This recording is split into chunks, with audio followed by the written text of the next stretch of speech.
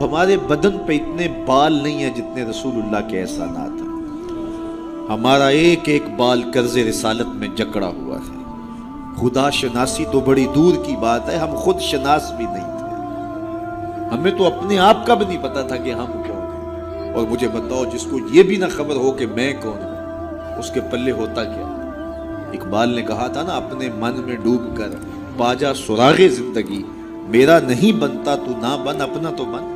اور یہ اپنا بھی نہیں تھا، اسے پتہ ہی نہیں تھا، اسے شعور ذات ہی نہیں تھا، اسے خود آگہی کا نور ہی نصیب نہیں ہوا تھا. تبھی تو انسان ہو کے، اشرف المخلوقات ہو کے، درختوں کو، پتھروں کو، حشرات الارض کو، چوپایوں کو اپنا معبود سمجھتا تھا. انسان کی پیشانی کہاں کہاں رسوا نہیں، درختوں کی جڑوں کو اس نے سجدہ کیا. یہ کیچوا نہیں ہوتا مچھلی پکڑنے کے لیے جس کو کانٹے سے لگاتے ہیں، کسی زمانے میں یہ بھی انسان کا معبود ہے. پتھروں کو اس نے معبود سمجھا، بہائم کو، چوپایوں کو، لٹکتے پھلوں کو، برستی بارش کے قطروں کو معبود سمجھتا رہا، بادل کو معبود سمجھتا رہا، تنکوں کو، حشرات الارض کو، بہتے پانیوں کو، جلتی آگ کو اور چلتی ہواؤں کو اپنا معبود سمجھتا رہا. اسے یہ نہیں پتا کہ میں ہوں کون. اے تماشا گاہ عالم روئے تو کجا بہرے تماشا می روی. دنیا تجھے ڈھونڈنے نکلی ہے، تو کس کی تلاش میں ہے؟ یہ اشرف المخلوقات ہو کے، مقصود کائنات ہو کے، یہ اس کائنات کا دل اور کلیجہ ہو کے حشرات الارض کو، سانپوں کو، بچھیوں کو اپنا معبود سمجھ رہا ہے. یہ تو میرے حضور نے بتایا، یہ تیرے معبود نہیں ہیں، تیری دہلیز کے نوکر ہیں. ان درختوں کو پوچھتا ہے، یہ تو تجھے چھاؤں فراہم کرنے کے لیے، آکسیجن دینے کے لیے، تیرے ایندھن کے کام آنے کے لیے، تیرے ذوق نظر کی تسکین کے لیے، تجھے پھل فراہم کرنے کے لیے پیدا کیے گئے. ان جانوروں کو پوچھتا ہے، یہ تو تیری سواری کے لیے، بار برداری کے لیے، تجھے دودھ اور گوشت کی ضروریات فراہم کرنے کے لیے پیدا کیے گئے. یہ چاند، سورج، ستارے، اجرام فلکیہ، یہ تیرے معبود کیسے ہو سکتے ہیں؟ یہ تو تیری راہوں میں روشنی اجالنے کے لیے پیدا کیے گئے. نہیں تو دیکھ، یہ انگلی اٹھتی ہے اور چاند ٹکڑے ہو کے قدموں میں آتا ہے، سورج پلٹ کے اثر کے وقت پہ آتا ہے، اور سڑیاں کھجوراں اگا جاندا ہے، وہ پتھراں نو کل میں پڑا جاندا. قطرے کو سمندر، ذرے کو ستارہ کرتے ہیں، کونین کو خم آ جاتا ہے جب زلف سوارا کرتے ہیں. اب انسان کی آنکھ کھلی کہ میں کون ہوں، کہ یہ پوری کائنات. درختوں کو پوچھتا ہے، جا میں نہیں، تو ہی کہہ دے تمہیں اللہ کا رسول بلا رہا ہے. اللہ اکبر. درخت شاخوں کے بل اپنے آپ کو گھسیٹتے ہوئے سلامی دینے حاضر ہو جاتے. حضرت یعلا بن مرہ کہتے ہیں کہ ایک سفر سے واپسی تھی، راستے میں قیام ہوا تو حضور استراحت فرمانے لگے، تو میں حضور کے پہرے کے لیے کھڑا ہو گیا. دور صحرا میں ایک درخت تھا، وہ ہلنے لگا، پھر جڑوں سمیت اکھڑا اور شاخوں کے بل اپنے آپ کو گھسیٹتا ہوا میرے برابر آ کے کھڑا نہیں ہو جاتا. میرے لیے بڑی حیرت کی بات تھی، لیکن کوئی تھا نہیں کہ جس سے بات کروں. خیر تھوڑی دیر کے بعد وہ اپنی جگہ سے چلا اور جہاں سے اکھڑا تھا وہیں جا کے نصب ہو گیا. حضور بیدار ہوئے تو سلام عرض کرنے کے بعد میں نے پہلی بات یہی عرض کی.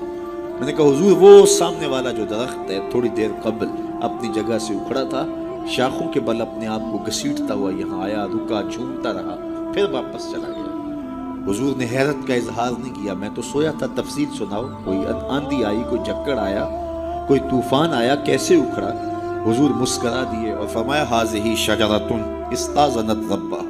فرمایا یہ درخت ہے، اس نے رب سے اجازت مانگی تھی، مالک تیرا محبوب نیڑے آیا ہے، سلام نہ کر رہا ہوں. فاذن لھا، تو رب نے اس کو اجازت دے دی تھی، یہ مجھے سلامی پیش کرنے آیا تھا. تو پوری کائنات تو ان کے حسن کا طواف کرتی دکھائی دیتی ہے. وہ انگلی اٹھاتے ہیں، چاند کے ٹکڑے ہوتے ہیں، سورج پلٹ کے اثر کے وقت پہ آتا ہے، درخت کلمہ پڑھ رہے ہیں، کنکر بول کے گواہیاں دے رہے ہیں. اب انسان کی آنکھ کھلی کہ میں جن کو معبود سمجھتا تھا، یہ تو ہمارے گرد طواف کر رہے ہیں. اب اس کی آنکھ کھلی، اب شعور سنبھلا، اور اب وہ سمجھنے لگا کہ میں کون ہوں. اپنی حیثیت سے اب آگاہ ہوا. اللہ اکبر. بے خبر تو جوہر آئینہ ایام ہے، تو زمانے میں خدا کا آخری پیغام ہے. اسے اب اپنی ذات کا شعور ہونے لگا. خود سے ملاقات ہی تب ہوئی جب حضور تشریف لائے. تو راز کن فقاں ہے، اپنی آنکھوں پر آیا ہو جا، خودی کا رازداں ہو جا، خدا کا ترجمہ ہو جا، خودی میں ڈوب جا غافل، یہ سر زندگانی ہے، نکل کر حلقہ شام و سحر سے جاویداں ہو جا، مسافے زندگی میں سیرت فولاد پیدا کر، شبستان محبت میں حریر و پر نیا ہو جا، گزر جا بن کے سیل تند رو کو ہو بیاباں سے، گلستان راہ میں آئے تو جوئے نغمہ خواہ ہو جا، تیرے علم و محبت کی نہیں ہے انتہا کوئی، نہیں ہے تجھ سے بڑھ کر ساز فطرت میں نوا کوئی، اسے اب پتہ چلا اپنی ذات کی شناخت اب ہوئی، اللہ اکبر، کانپتا ہے دل تیرا اندیشہ طوفان سے کیا، نا خدا تو، بحر تو، کشتی بھی تو، ساحل بھی تو، دیکھ آ کر کوچائے چاکے گریباں میں کبھی، کیس تو، لیلا بھی تو، صحرا بھی تو، محمل بھی تو، وائے ناکامی کہ تو محتاج ساکی ہو گیا، میں بھی تو، مینا بھی تو، مستی بھی تو، حاصل بھی تو، آہ کس کی جستجو آوارہ رکھتی ہے تجھے، راہ تو، رہرو بھی تو، رہبر بھی تو، منزل بھی تو، بے خبر تو جوہر آئینہ ایام ہے، تو زمانے میں خدا کا آخری پیغام۔ تو اب انسان کو اپنی ذات کا شعور ہوا، خدا شناسی تو بڑی دور کی بات ہے، میں کہتے ہیں انسان کی اپنی ملاقات اپنے آپ سے تب ہوئی جب حضور آئے، خودی کا شعور تب ملا جب حضور آئے، من سے آگہی تب ہوئی جب حضور آئے۔ تو اگر وہ تشریف فرما نہ ہوتے، خدا شناسی تو بڑی منزل ہے، انسان خود شناس بھی نہ ہوتا، اپنے ذات سے بھی آگاہ نہ ہوتا، انسان ہو کے انسانوں کے گلے چیر رہا تھا، سکا باپ اپنی بیٹی زندہ درگور کر کے فخر کرتا تھا کہ میں نے اپنی آبرو بچائی، مائیں دنیا کی منڈیوں میں بکتی تھی، باپ کی توقیر کوئی نہیں تھی، اور یہ تو میرے حضور آئے جنہوں نے آ کے بتایا کہ بیٹی عزت کی جگہ پر ہے۔ آپ نے یہ حدیث بارہا سنی ہوگی، علماء کرام سے بارہا سنی ہوگی، لیکن ذرا اس کو اس پہلو میں دیکھو، جب بیٹیوں کو زندہ درگور کر کے باپ فخر کر رہا تھا، اس زمانے میں میرے حضور نے کہا میری بیٹی میرے جگر کا ٹکڑا ہے۔ یہ صرف کلمہ تحسین ہی نہیں ہے، یہ کلمہ جہاد ہے، اس دور میں جب بیٹیوں کو زندہ درگور کر کے باپ فخر کر رہا تھا۔ آج تو ہر شخص اپنی بیٹی کو قرار جان سمجھتا ہے، بیٹی کو آنکھوں کا نور سمجھتا ہے، نور نظر سمجھتا ہے، بیٹی کے جہیز کے لیے باپ اپنی ساری زندگی لگا دیتا ہے، پردیس کاٹ دیتا ہے، جوان بھائی فیکٹری میں اوور ٹائم لگاتا ہے میں بہن کے ہاتھ پہ لے کر۔ تو آج اگر بیٹی کے بارے میں کوئی محبت بھرے جملے کہے جائیں تو بڑی بات نہیں ہے، جب باپ زندہ درگور کر کے فخر کرتا تھا، معاشرے سے اسے داد ملتی تھی کہ تو نے بیٹی کو زندہ درگور کیا ہے، اس زمانے میں میرے حضور نے کہا کہ میری بیٹی میرے جگر کا ٹکڑا۔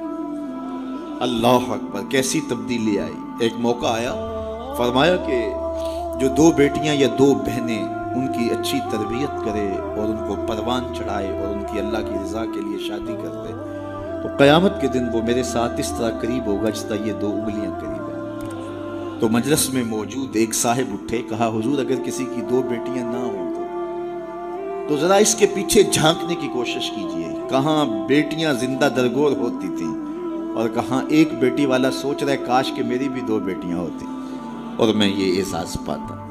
تو یہ معاشرے کو ایک رنگ دیا، معاشرے کو ایک آہنگ دیا، خدا شناسی بھی دی، خود شناسی بھی دی، انسانی حقوق جو پامال ہو رہے تھے ان کو بحال بھی کیا۔ انسان اپنی عزت برباد کر رہا تھا، اجرام فلکی اور مظاہر فطرت کے سامنے ان کے چرنوں میں جھک کر کے اس کو اس کی خودی کا سبق دیا کہ تو کون ہے اور کہاں کھڑا ہے۔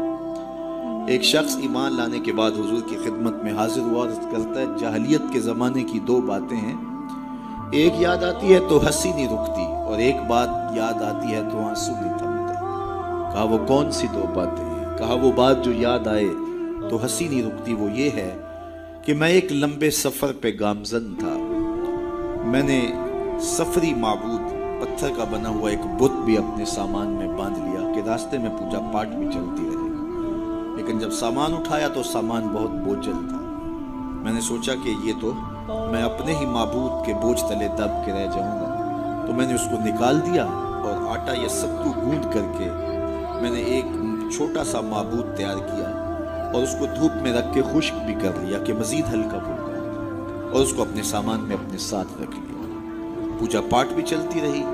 खैर जो मेरा अंदाज़ा सफ़र था, तोशा सफ़र भी मैंने उसके मुताबिक लिया था, लेकिन सफ़र कोई 2-4 दिन ऊपर चला गया, तोशा सफ़र ख़त्म हो गया। एक आध दिन तो मैंने भूख काटी, लेकिन जब अंतड़ियों में बल पड़ने लगे और मुझसे गवारा न हुआ तो मैंने थैले से अपने उस माबूद को निकाला जो आटे का बना हुआ था, उसको पत्थर पे रख के कूटा, फिर उसमें पानी डाला, फिर उसको गूंदा, फिर रोटी पकाई और फिर कहा मेरे माबूद अब काम नहीं आएगा तो कब आएगा, अब तो मेरी अंतड़ियों में बल पड़ रहे हैं। मुझे जाहलियत के ज़माने की वो याद आती है तो मुझे उस बुत की बेबसी पे हंसी आती है।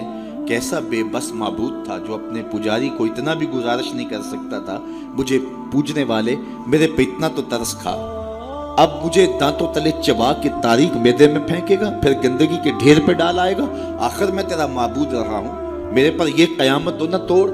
तो एक तो वो याद आती है बात तो मेरी हंसी नहीं रुकती, और जो दूसरी बात मुझे याद आती है तो मेरे आंसू नहीं थमते, और वो ये है कि मेरी बीवी उम्मीद से थी और मैं लंबे सफ़र पे गया, कई सालों के बाद वापस पलटा तो मेरे आंगन में बेटी खेल रही थी। मेरी बीवी ने इस डर से कि कहीं बेटी को देख करके जिंदा दरगोर न कर दे, उसके तोतले लहजे में मेरे लिए मोहब्बत डाल दी थी, और वो मुझे या आबाता हो कह के मुखातबा करती है और मेरी टांगों से चिमट जाती है। मैं सफ़ाक था अंदर से और मुझे बड़ा गुस्सा आया।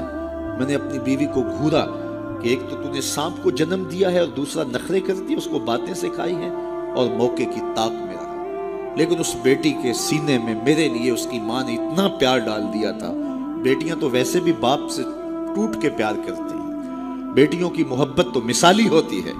फिर माँ ने मेहनत की थी कि इसका बाप कोई इंतहाई कदम ना उठाए, तो उसके लिए, उसके बाप के लिए बेपनाह मोहब्बतें डाल दी थी। कहते एक दिन मैंने मौका पाया और उस बेटी को उठाया और सहरा में ले गया। मेरा ख्याल ये था इससे आज जान छुड़ा लूं, और गड़ा खोदने लगा। कड़कती धूप थी, मेरे बदन पे पसीना नमूदार होता था। वो आगे बढ़ती और अपने दुपट्टे से मेरे माथे का पसीना पोंछती, लेकिन मेरा दिल फिर भी नरम ना हुआ। खैर जब मैंने गड़ा खोद लिया तो बाहर निकला तो मेरी बेटी ने सुख का सांस लिया कि मेरे बाप की मुशक्कत खत्म हुई, लेकिन वो नहीं जानती थी कि अगली मुशक्कत किसकी शुरू होने वाली है। मैं बाहर निकला, उसको जोर से उस गड़े में धक्का दे के ऊपर से मिट्टी अंढेलने लगा।